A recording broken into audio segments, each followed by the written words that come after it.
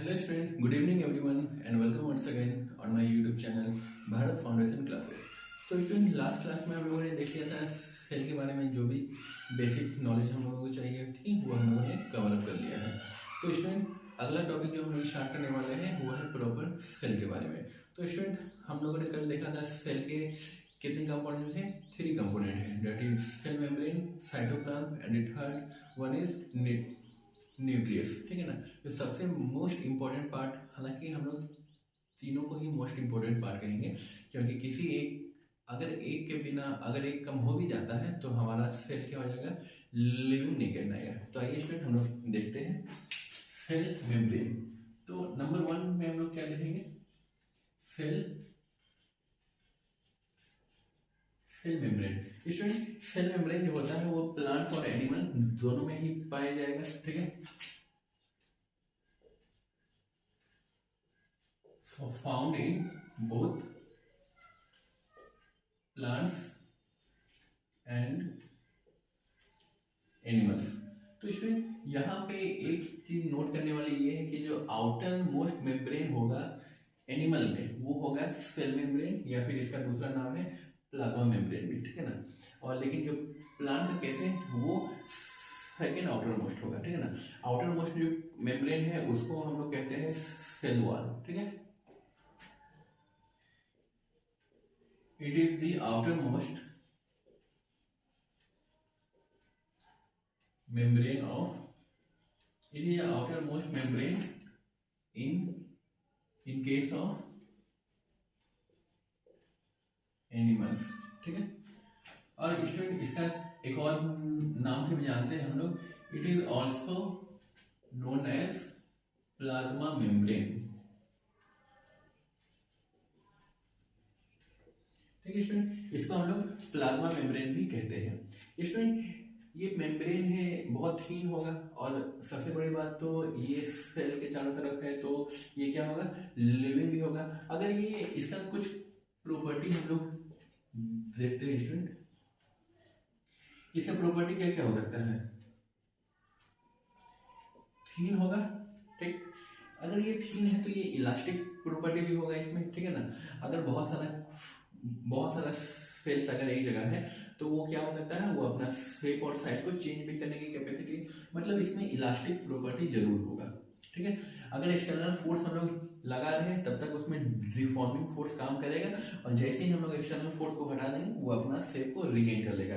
That property is known as elastic property. ठीक है, थीन हो गया, इलास्टिक हो गया, और क्या है स्टूडेंट, लिविंग मेम्ब्रेन है ये। ठीक है, अगर ये लिविंग मेम्ब्रेन नहीं होता तो ये कोई भी चीज को इंपोर्ट एक्सपोर्ट या फिर एक्सचेंज नहीं करवाता है। लिविंग है मतलब ये एक्सचेंज करवाएगा, help in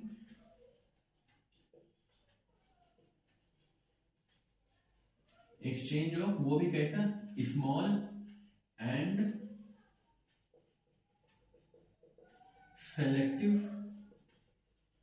molecules. Student selective molecules मतलब क्या होगा कि ये कुछ कुछ मॉलिक्यूल को क्या करेगा, सेलेक्ट करेगा, और उसके बाद ही क्या करेगा, सेल के अंदर ट्रांसफर करेगा। ठीक है ना। ये हर मॉलिक्यूल को ट्रांसफर नहीं कर सकता। ठीक है ना। जो हमारे बॉडी के लिए यूजफुल है और जो स्मॉल हो। ठीक है ना। जैसे फॉर एग्जांपल ग्लूकोज, तो ग्लूकोज क्या होगा, इजिली क्या होगा, अंदर चला जाएगा, और अगर कुछ बाहर लाना है अंदर से तो इजिली बाहर आ जाएगा। जैसे फॉर एग्जांपल प्रोटीन लेते हैं, तो प्रोटीन क्या है, बहुत बड़ा मॉलिक्यूल है, हाई मॉलिक्यूलर मास का बना हुआ रहता है, तो ये प्रोटीन को क्या है कि पास आउट नहीं करने देगा। ठीक है, प्रोटीन को अलाउ नहीं करेगा। सेलेक्टिव मॉलिक्यूल्स को क्या करेगा, एक्सचेंज के लिए हेल्प करेगा। तो it is also known as नहीं, इसमें एक प्रॉपर्टी भी है, selective permeable. It is selectively permeable. Selectively मतलब सेलेक्ट करेगा, और परमिएबल का मतलब होता है परमिट करेगा। ठीक है, that is it allows certain molecules to pass through it and not the others, और दूसरे मॉलिक्यूल को यह पास होने नहीं देगा। ठीक है स्टूडेंट, इसी तरह हम लोग इसमें भी देखेंगे एक एग्जाम्पल में क्या हो जाएगा, अलाउ किसको किसको कर सकता है स्टूडेंट, वाटर को कर सकता है इजिली, ग्लूकोज हो गया, ठीक है, एंड फ्यू सर्टेन आयंस वगैरह को भी क्या कर सकता है, ट्रांसपोर्ट कर सकता है। सर्टेन आयन मतलब बहुत कम, तो स्टूडेंट इसको नहीं लिखेगा तो कोई फर्क नहीं पड़ेगा। वाटर हो गया, ग्लूकोज हो गया, और भी जो जो स्मॉल मॉलिक्यूल्स है, ठीक है ना स्टूडेंट। और बैंड क्या हो जाएगा, बैंड या फिर प्रीवेंट हो जाएगा large molecules like proteins and ions. तो इसमें प्रोटीन्स और आयन जो होता है वो किसके थ्रू चेंज होगा, आयंस एक्सचेंजर के थ्रू, ठीक है ना स्टूडेंट। तो आयंस एक्सचेंज कैसे होता है वो सब भी हम लोग डिटेल में देखेंगे। पहले आप लोग यहाँ तक लिख लीजिए। इसके बाद हम लोग देखेंगे कि जो अलाउ जो कर रहा है तो वो कौन से मेथड से। आइए स्टूडेंट एक लाइन इसको लिख ही लेते हैं। Molecules are allowed to pass through the membrane by two process, ठीक है। तो पहला क्या हो जाएगा स्टूडेंट, डिफ्यूजन, और दूसरा हो जाएगा स्टूडेंट ऑस्मोसिस, ठीक है स्टूडेंट। यहाँ तक लिखिए, जगह है यहाँ, दो लाइन स्टूडेंट आ जाएगा इसमें, दो लाइन, ठीक है ना। बहुत ज़्यादा चीज़ हम लोगों को डिस्कस नहीं करनी है। अच्छा स्टूडेंट, इसको आप लोग नोट डाउन करिए। तो स्टूडेंट इसमें क्या हो जाएगा कि जो छोटे छोटे सब्सटेंस है रिफ्यूज करेंगे, ठीक है ना। जैसे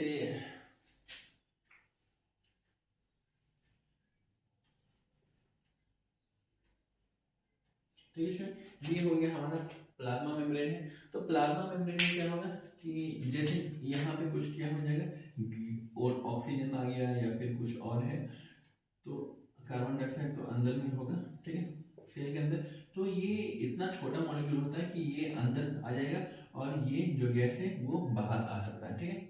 अगर मान लीजिए कि यहाँ पे ग्लूकोज है C6H12O6, तो ग्लूकोज मॉलिक्यूल भी इतना फाइन पार्टिकल में रहता है, इतना छोटा रहता है कि वो इस मेम्ब्रेन को इजीली क्रॉस कर देगा। तो इसमें डिफ्यूजन में क्या हो जाएगा,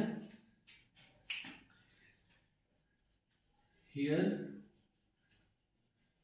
mostly gases and solid moves across the membrane from higher concentration region इसमें थोड़ा सा एक लाइन और है, higher concentration region to a region of lower concentration, ठीक है ना स्टूडेंट, यहाँ तक तो विजिबल है। हाँ, तो स्टूडेंट यहाँ पे क्या होगा, डिफ्यूजन है। अगर यहाँ पे मान लीजिए कि यहाँ पे बहुत सारा कंसंट्रेशन है, बाहर कंसंट्रेशन कम है, तो यहाँ से high concentration region to low concentration region बाहर आ जाएगा, ठीक है। हमारे सेल्स को क्या चाहिए, ऑक्सीजन चाहिए होता है स्टूडेंट। और ऑक्सीजन क्यों चाहिए होता है, क्योंकि सेल्स के अंदर बहुत कम ऑक्सीजन है। तो ये क्या है, ब्लड है। अगर यहाँ पे ब्लड मॉलिक्यूल्स है स्टूडेंट, तो उसमें ऑक्सीजन डिजॉल्व फॉर्म में आ रहा है। तो अगर यहाँ पे कंसंट्रेशन कम है और बाहर कंसंट्रेशन ज़्यादा है, तो ये यहाँ से अंदर की तरफ मूव कर जाएगा through the process of diffusion, ठीक है स्टूडेंट। अगला है ऑस्मोसिस। हियर मोस्टली वाटर या liquid molecules pass from a higher concentration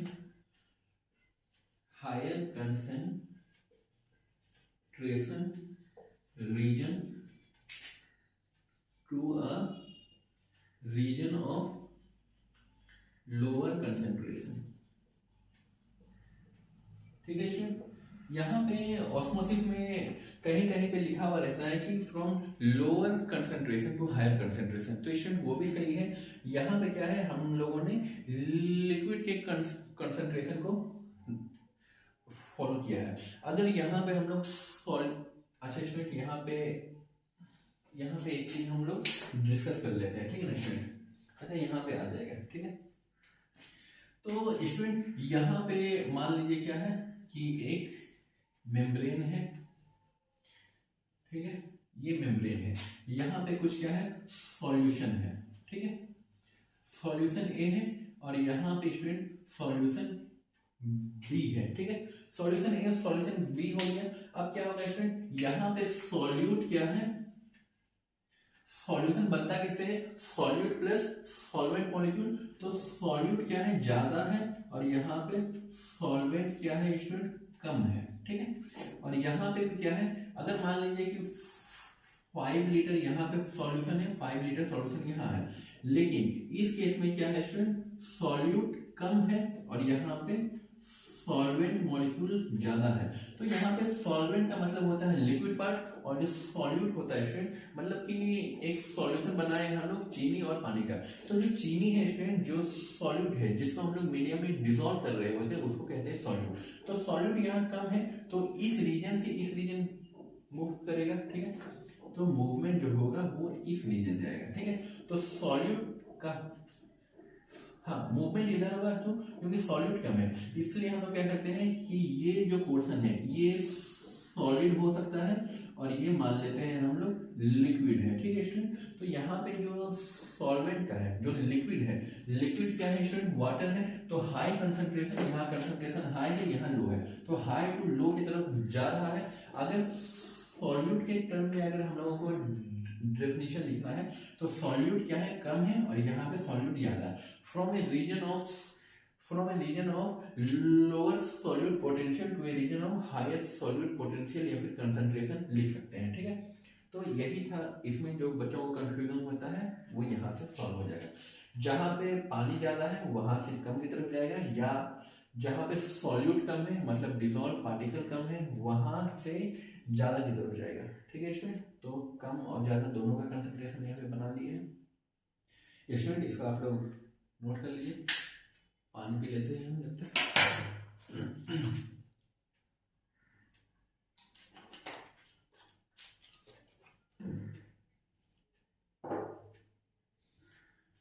ठीक है स्टूडेंट,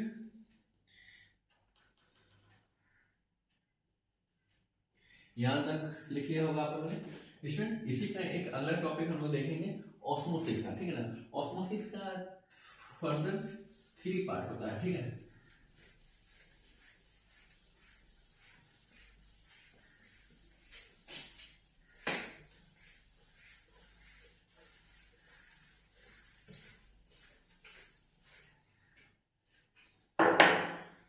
तो स्टूडेंट, ऑस्मोसिस इज फर्दर सब डिवाइडेड इनटू 3 कैटेगरी। तो स्टूडेंट, जो मूवमेंट है वाटर का, ठीक है, तो हमारे पास 3 तरह का सॉल्यूशन हो सकता है, ठीक है ना। एक हो सकता है हाइपो हो, और दूसरा आइसो हो, मतलब हाइपोट्रोनिक, और दूसरा हो सकता है स्टूडेंट आइसोट्रोनिक, और नंबर 3 हो सकता है हाइपरट्रोनिक, ठीक है स्टूडेंट। तो इन तीनों केसेस में क्या क्या है हम लोग उसको लिख लेते हैं।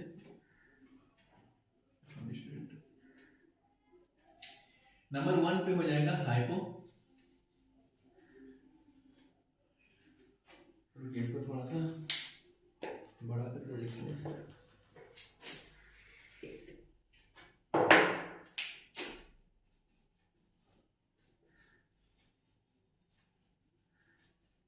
हाइपोट्रोनिक, अगला हो जाएगा स्टूडेंट आइसोट्रोनिक, और तीसरा हो जाएगा स्टूडेंट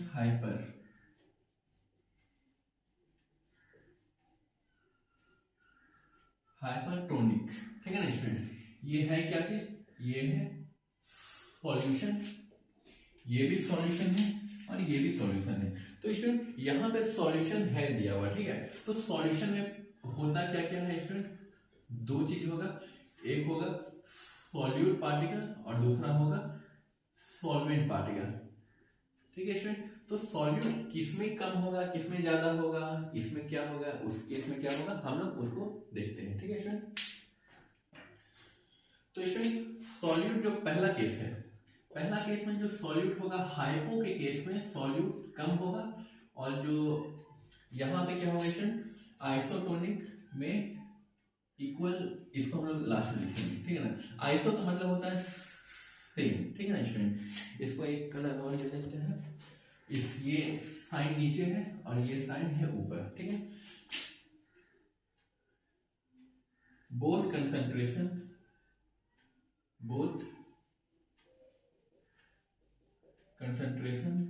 आर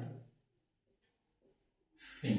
बोथ कंसंट्रेशन का मतलब हम लोग अभी देखते हैं। ठीक है स्टूडेंट, और यहाँ पे क्या है स्टूडेंट, सॉल्यूट वहां कम था, यहाँ पे ज्यादा होगा, और दूसरा है सॉल्वेंट क्या है, कम है। तो स्टूडेंट यहाँ पे लिख लीजिए सॉल्वेंट और सॉल्यूट। ठीक है, वहां पे ज्यादा है, ये कम है। स्टूडेंट हमें जो भी चीज देख रहे हैं, तो मान लीजिए क्या कि ये एक क्या है, ये एक कोई डिस्क रखा हुआ है, बेसिकली पेट्री डिस्क मान लीजिए, कांच का कोई रखा हुआ है। इस पे क्या है स्टूडेंट, यहाँ पे कोई सॉल्यूशन, ये यहाँ पे कोई सेल रख दिया है। ठीक है, सॉल्यूशन क्या है, हाइपोटोनिक है, हाइपोटोनिक सॉल्यूशन है स्टूडेंट। यहाँ पे क्या है सॉल्यूट, इसको थोड़ा बड़ा ऐसा बना लेते हैं, ये स्टूडेंट सॉल्यूशन है बाहर में, और यहाँ पे क्या है बाहर का जो सॉल्यूशन है सॉल्यूट कम है और सॉल्वेंट ज्यादा है। ठीक है ना, तो स्टूडेंट तो यहाँ पर क्या होगा, वाटर अंदर की तरफ मूव होगा क्योंकि सॉल्वेंट ज्यादा है। ठीक है ना स्टूडेंट, सॉल्वेंट ज्यादा है तो पानी क्या जाएगा, सेल के अंदर जाएगा। ठीक है, यहाँ तक कोई दिक्कत नहीं। Student in the same way हम लोगों के पास क्या है कि ये एक सॉल्यूट है, यहाँ पे क्या है, यहाँ पे एक सेल रखा हुआ है, और यहाँ पे बाहर में क्या है एक सॉल्यूशन है। तो यहाँ पे अंदर बाहर कुछ नहीं होगा क्योंकि बाहर और अंदर का कंसंट्रेशन सेम है अंदर। ठीक है, बोथ मतलब एक ये और एक सेल के अंदर का। ठीक है स्टूडेंट, तो ये है क्या चीज, ये है सेल है, कोई भी सेल रखा हुआ है। ठीक है स्टूडेंट, और हाइपर वाला केस में क्या हो जाएगा स्टूडेंट कि मान लीजिए यहाँ पे कोई एक सॉल्यूशन है और ये है। ठीक है, ठीक है स्टूडेंट, ये है सेल। तो स्टूडेंट इस केस में होगा क्या, यहाँ पे सॉल्वेंट कम है, पानी बाहर कम है, तो क्या होगा, और अंदर पानी ज्यादा है। ठीक है, तो सेल से पानी बाहर आ जाएगा। ठीक है student, cell will loss the water. ठीक है, तो स्टूडेंट यहाँ पे हम लोग दो तीन बात लिखेंगे अब काम की।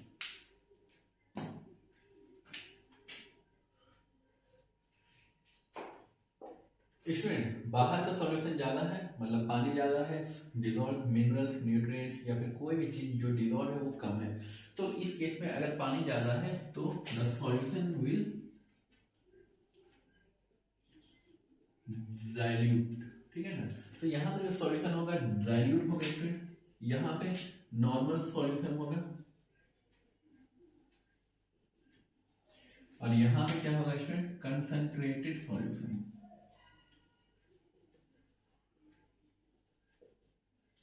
मतलब स्टूडेंट इसको एक जैसा और समझ सकते हैं, जैसे कोई शरबत हम लोग बनाए हैं नींबू पानी का या चीनी वगैरह मिला के, तो नॉर्मल मतलब क्या हो जाएगा कि प्रॉपर टेस्ट होगा। पानी ज्यादा दे देंगे तो क्या होगा, कि उसका टेस्ट फीका हो जाएगा। पानी बहुत कम रहेगा और चीनी वगैरह ज़्यादा रहेगा तो वो हाईली कंसनट्रेटेड हो जाएगा, ठीक है ना। जैसे एसिड हो गया, ठीक है, तो बहुत ज़्यादा कंसनट्रेटेड एसिड अगर रहेगा तो मतलब कि उसमें पानी क्या रहता है, बहुत लो रहता है अमाउंट में, ठीक है ना। हाईली कंसनट्रेटेड मतलब वाटर कैपेसिटी, उसमें बहुत वाटर जो अंदर में रहता है मिक्स क्या हुआ वो बहुत लो रहेगा। इस केस में जो डाइल्यूट सॉल्यूशन है तो उसमें पानी बहुत ज़्यादा रहता है, इसलिए ये नुकसान कम होता है, ठीक है। कंसंट्रेटेड सॉल्यूशन और नॉर्मल डाइल्यूट देखिए है। स्टूडेंट यहाँ पे क्या हो रहा है, सॉल्यूशन से सेल की तरफ पानी जा रहा है, ठीक है। Cell will gain the water molecule, ठीक है। नो गेन और no loss of water from और इनटू द सेल, ठीक है। ना गेन होगा ना लॉस होगा, कहां से, ना सेल के अंदर ना सेल के बाहर। और यहां पे क्या होगा student,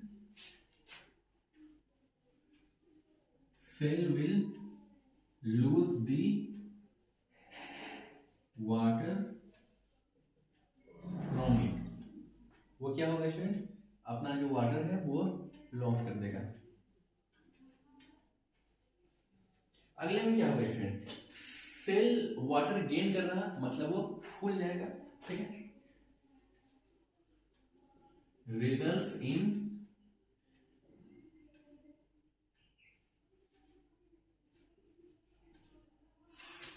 swollen of cell, that is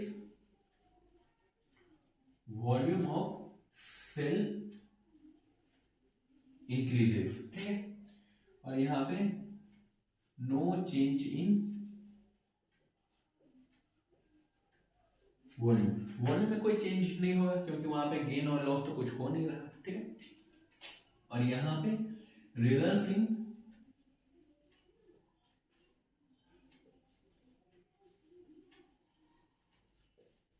shrinkage of cell, तो यहाँ पे क्या होगा स्टूडेंट, सेल सिकुड़ जाएगा, सिकुड़ जाएगा तो क्या होगा, वॉल्यूम कम हो जाएगा, ठीक है।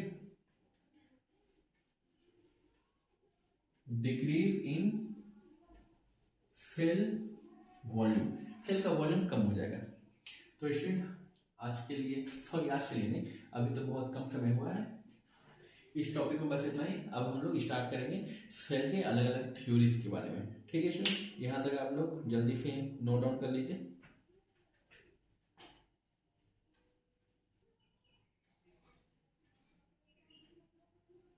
ठीक है स्टूडेंट, यहाँ तक आई होप कंप्लीट हो गया होगा आप लोगों का। ठीक है स्टूडेंट, इसको रब करते हैं।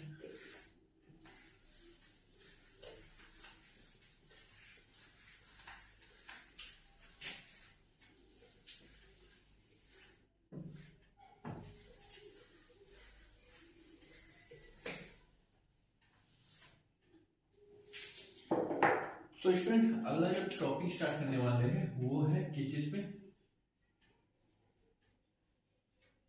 Structure of cell membrane. Student cell membrane का जो स्ट्रक्चर होता है वो आखिर होता कैसे है। स्टूडेंट रिसेंटली डेवलपमेंट जो हुआ है 20th सेंचुरी में, मतलब हम लोग कह सकते हैं 1970 के अराउंड, ठीक है ना।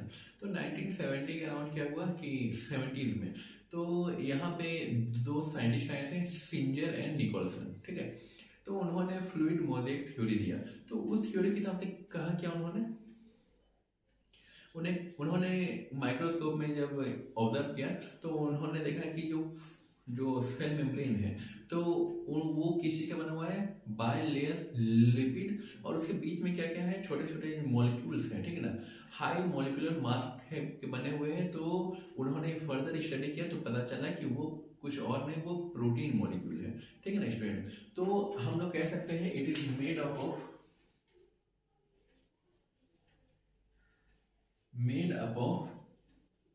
bilayer of lipid and protein molecules are embedded on it। ठीक है ना, एम्बेडेड मतलब धंसा हुआ है, ठीक है ना। तो स्ट्रक्चर किस टाइप का होगा स्टूडेंट, जैसे ये बाई लेयर हो गया लिपिड का, तो स्टूडेंट यहाँ पे क्या हो सकते हैं, प्रोटीन मॉलिक्यूल धंसे हुए हैं, ठीक है ना स्टूडेंट। इसका एक अच्छा सा डायग्राम अभी हम लोग बनाएंगे, ठीक है ना। उसमें मॉलिक्यूल्स के हम लोग देखेंगे, जो भी लिपिड है स्टूडेंट उसमें दो पोर्शन होते हैं, एक हेड होता है और दूसरा ट्रेल होता है। ये एक रफ डायग्राम है, दो लेयर है लिपिड के और उसमें जो छोटा छोटा डॉटेड स्ट्रक्चर है वो कुछ और नहीं, वो प्रोटीन है, ठीक है स्टूडेंट। यहाँ पे made up of by layer हो गया। तो यहाँ पे मोस्टली होते क्या है स्टूडेंट कि लिपिड जो होते हैं वो अप्रोक्सीमेटली 75 to 80% होते हैं, ठीक है ना। 20% जो होते हैं स्टूडेंट वो प्रोटीन होते हैं, ठीक है। तो यहाँ पे हम लोग लिख सकते हैं कि लिपिड आर जनरली फॉस्फोलिपिड, ठीक है स्टूडेंट। तो यहाँ पे हो जाएगा बिसाइड दिस, इसके अलावा और क्या होगा student, cholesterol and polysaccharides. Cholesterol क्या है स्टूडेंट, ये भी एक कुछ तरह का एक हम लोग कह सकते हैं डेरिवेटिव ऑफ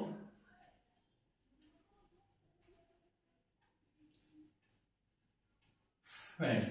फैट्स का ही क्या है, एक अलग रूप है, ठीक है। आप लोगों ने सुना होगा कि किसी के बॉडी में कोलेस्ट्रॉल बढ़ गया, कोलेस्ट्रॉल बढ़ गया तो हम लोग हिंदी में बोल देते हैं कि उसके बारे में चर्बी बहुत ज्यादा हो गया, ठीक है ना। तो cholesterol is nothing but the derivative of fats. Student यहाँ पे पॉलीसैकेराइड, पॉली का मतलब हो जाएगा लॉन्ग चेन और सैकेराइड्स जो बना हुआ है वो सैकरीन का बना हुआ है और सैकरीन का मतलब होता है शुगर लैटिन में, ठीक है। तो यहाँ पे लिख सकते हैं हम लोग डेरिवेटिव्स ऑफ शुगर, ठीक है, या फिर इसको सिंपली कार्बोहाइड्रेट लिखिए, ठीक है स्टूडेंट। यहाँ पे ये हो जाएगा लिपिड्स क्या हो जाएगा, जनरली फॉस्फोलिपिड हो जाएगा, ठीक है स्टूडेंट। अच्छा हाँ, यहाँ पे हम लोगों ने नोट नहीं किया, यहाँ पे आप लोग लिखिए 75 to 80%, ठीक है स्टूडेंट। अब इसके बाद हम लोग पढ़ेंगे कि इसका जो थ्योरी है वो किन्होंने दिया, ठीक है स्टूडेंट। तो हम लोग यहाँ पे आ जाएगा, पेन लेने लीजिए स्टूडेंट। तो स्टूडेंट यहाँ पे हर चीज को कोई ना कोई स्टडी किया था, जैसे सेल को स्टडी किया था रॉबर्ट हुक ने, उसके बाद न्यूक्लियस आया, न्यूक्लियस को किसने स्टडी किया, रॉबर्ट ब्राउन ने, ठीक है 1833 में। स्टूडेंट आप लोग डेट याद रखिएगा, ठीक है ना, डेट का मतलब हो जाएगा ईयर, कौन सी ईयर में, ठीक है। और उसके बाद हमने देखा कि सेल थ्योरी आया 39 में आ गया। उसके बाद रॉबर्ट विर्चो नाम के एक साइंटिस्ट है 1855 में, तो उन्होंने बताया कि सेल जो है वो ओमनी सेलुलर ई सेलुलर, that means the new cell arrives from the pre existing cell, ठीक है ना। तो उसी तरह सेल मेम्ब्रेन को स्टडी कौन किया था, इन 1972। तो स्टूडेंट 1972 के समय में क्या हुआ था कि दो साइंटिस्ट आए थे जिनका नाम था सिंजर, स्टूडेंट इसको सिंजर मत पढ़िएगा, ठीक है ना, ये सिंजर है, ठीक है, Singer and Nicolson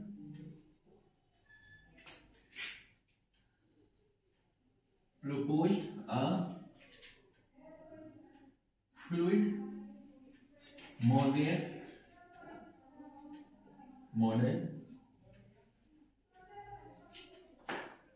for the structure of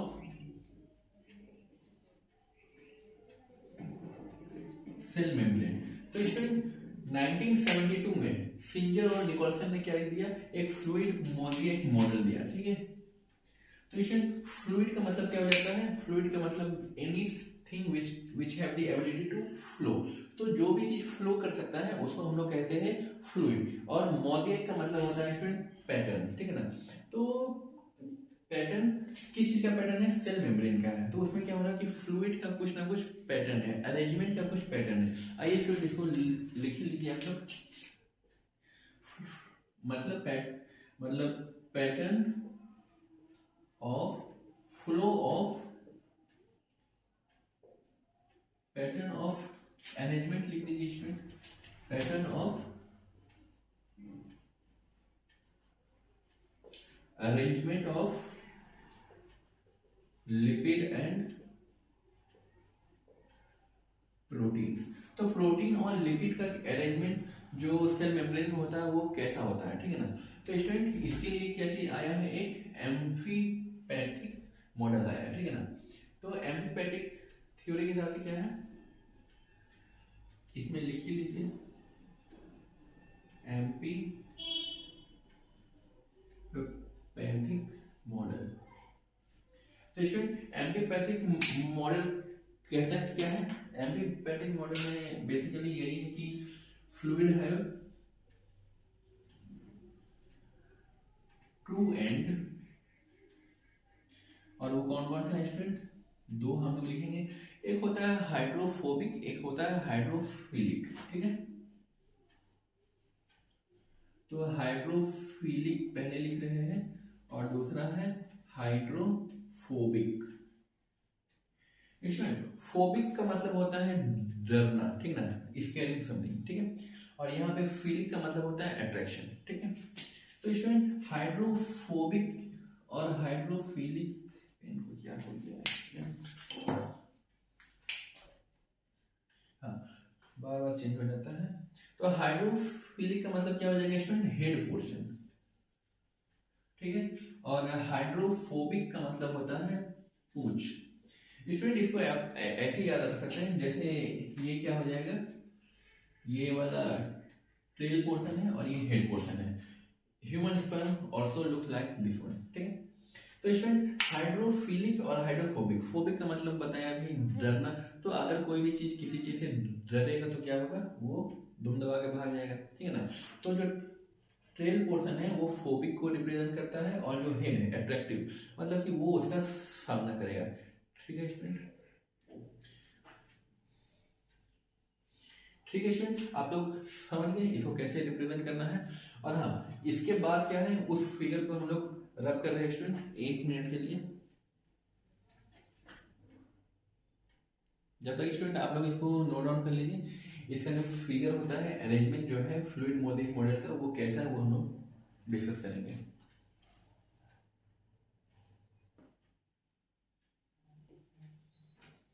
ठीक है स्टूडेंट, ये मॉडल रहने दे रहे हैं, ऊपर वाला पोर्शन को रब कर रहे हैं।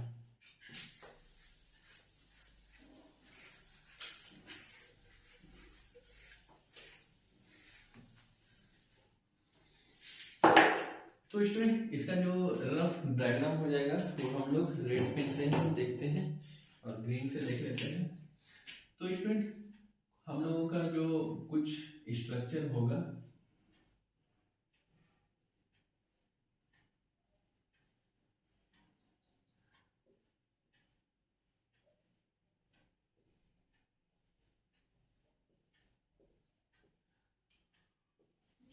कुछ इस टाइप का स्ट्रक्चर हम लोगों को मिलेगा। अब स्टूडेंट ये है क्या चीज, ये है हाइड्रोफिलिक,